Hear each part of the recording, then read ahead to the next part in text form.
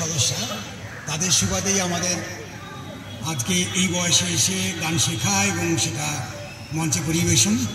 তাই আজকে আমরা দলমাদল যে দুর্গোৎসব কমিটি এবং হর্ষলা দুজনকেই কৃতজ্ঞতা জানাই, ধন্যবাদ জানাই এই অংশগ্রহণের সুযোগ করে দেওয়ার জন্য।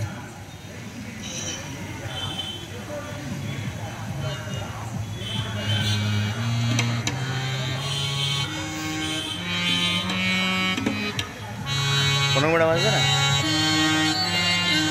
ওই ভয় থাকতে হবে, কিন্তু রান্না বান্না আছে।